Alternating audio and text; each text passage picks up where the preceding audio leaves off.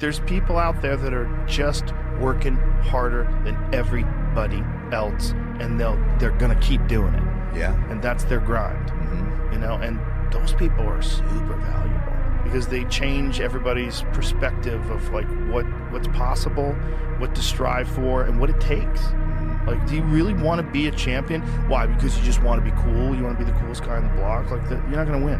You're going to find some fucking psychopath who just lives it. And it's their whole life.